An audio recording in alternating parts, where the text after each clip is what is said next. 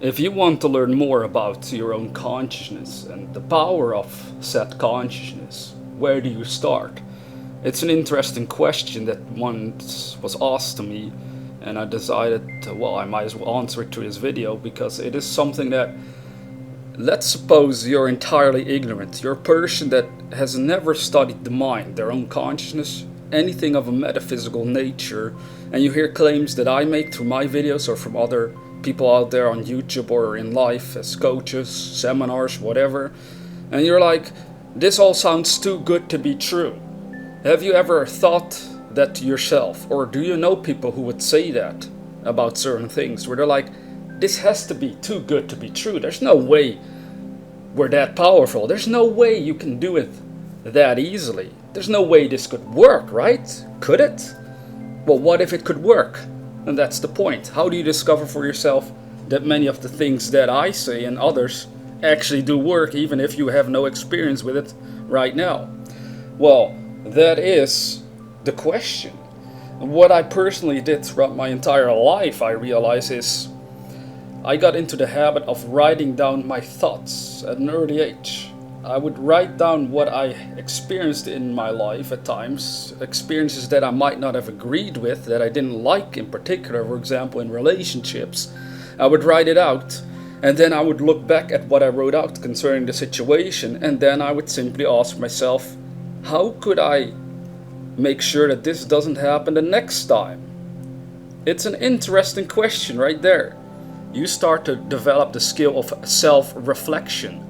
You develop the skill of self-analysis, because if you don't reflect on your own life and your own responsibility and involvement in the results that you create, mostly the results that you have created yourself, well then you're unable to really discover the power of your own consciousness. Because what ends up happening if you start self-reflection in this manner is that you start to realize you do have an opportunity, you do have the power to change your mind about things. And once you change your mind about things, the things themselves can change. This is literally what it comes down to. So you're facing situations in your life that you do not like. Instead of staying stuck there, instead of obsessing over the fact that you don't like it, you could also ask yourself a question, or at least start writing out what the situation is for yourself. Look at it and ask yourself the question, how could I improve this situation? Now, in some cases, you can't really improve the situation when it involves other people, because they might just simply don't want to be in your life any longer. It doesn't matter. You can still ask yourself, how could I improve this situation in the sense of with the next person? Because this is basically what relationships are all about. We have them, and sometimes, and many times, they actually end up failing. Especially when we talk about romantic relationships. In friendships, usually it can be a lot easier to stick together. If you're good friends, you enjoy each other's company, you have a laugh, you go for a beer or whatever, you just enjoy your time together. There's not so much drama there. In romantic relationships, there can be a lot of drama, for example. This is just one simple example, by the way, that I remember I used to do as a teenager already. When a relationship would fail, I would write it out. I would be honest with myself. I would say what happened. I would write it, and then I'd be like, how could I avoid this situation in the future? And I would honestly just write about it for myself. I wouldn't tell the other person the answer that I found, but I would write about it, and then I would feel better. I'm like, yeah, I could do this the next time I meet a cool woman again that I might be interested in dating. And that's how you learn. That's how you improve yourself. And that's how you discover the power of your own consciousness. It's actually part of self-improvement. Now, what are most people doing? Sadly, most people, what they're doing is living on automatic pilot. They're not really involved in a program of self-improvement. And when we say a program of self-improvement, we're not talking about you necessarily going to seminars, spending a ton of money on coaches, on coaching programs or whatever. You can just do it for free by sitting at home, right where you are, simply by analyzing your own thinking about how you think about situations. Because what we have to discover is the fact that the way we're thinking on automatic pilot, usually a habitual pattern right there, we don't have to keep thinking in that manner. And this all ties into the power of your consciousness, the fact that you can change your thoughts. You can change the way you think about things, and then the things can change, as I said. Now that's exactly what we want to learn to do. Now, most people, when they're ignorant and they think this is too good to be true, claims of you can become successful, happy, you can do all sorts of wild things, you can achieve your wildest dreams, it's because they haven't analyzed their own consciousness enough to realize that it is true. If they change their minds, the results can change. But usually we don't probe far enough into the processes of manifestation of what causes results to be what they are. Of course, sometimes stuff happens. People do stuff to us that we can't control, and therefore we might be in a bad spot temporarily, or maybe permanently, depending on how severe it was what they did to us. But what I'm focused on here is the results that you can control, and there's a lot of things that you can actually control concerning your own individual well-being and your life. So the way to discover the power of your own consciousness is by simply learning to analyze and reflect back on your own inner processes of the mind. You have to be really honest about yourself and with yourself about how you think about things again. Now, it might sound a little vague, a little abstract, because these are abstract things when we talk about the mind. We can't touch it with the hands. We can't necessarily point it and say, there is your mind, go walk towards it and take a look. No, you do this all inside your own, you could say, your own head.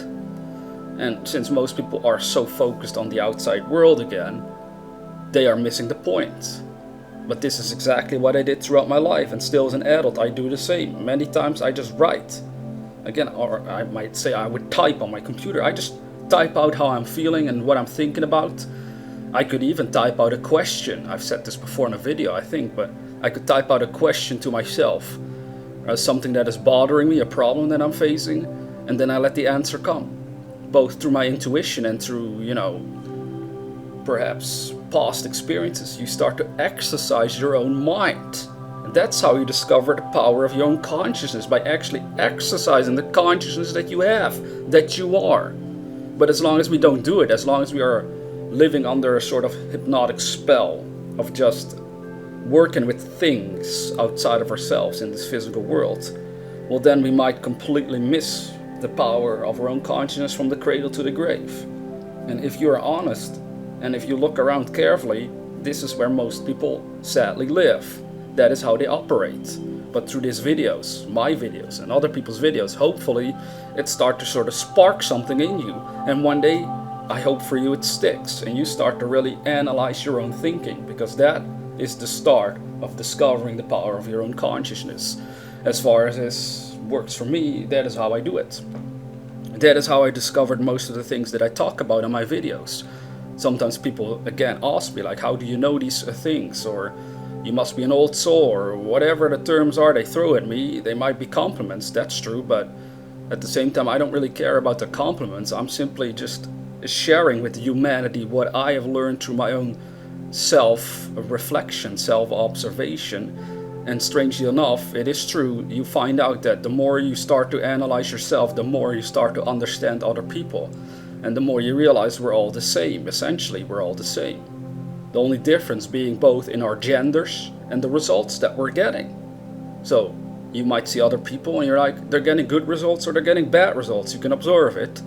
But at the same time, you also got to realize, but they're no different than me. They also have a consciousness. They can also think. They can feel emotions. They can work with their own consciousness if they want to. If they decide to do so, they can do it. Unless they're severely mentally handicapped for whatever reason, but most people thankfully aren't, and that's a beautiful thing, because the more you understand yourself, the more you understand other people, and the more you can help each other out, improve your life. Now, it doesn't mean that you won't have conflicts with each other, but at least you'll be able to more effectively talk to each other about, okay, so what's your goal? What do you want to achieve? And it's like, I want this, they want this, you want this. And then you can say, okay, this is the process of creation. This is how you create results. If you understand how to use your consciousness, you can create that result that you just mentioned that you want for yourself and your world. It takes some time, it takes some practice, but this is all a matter of self-reflection. Through an uncritical self-analyzation, you discover the power of your own consciousness. Any human being can do this. And incidentally, as you do it, you actually help lift everybody else around you up as well, because what is part of your own mental makeup will always be shared with everybody that surrounds you. You can't stop it if it's part of your own being. If this wisdom becomes part of who you are, if you understand consciousness, you'll always be able to share it. So that's my answer to that question. How do we discover the power of our consciousness? Through self-analyzation. And with that being said, dear viewer, never forget that we are the dreamers.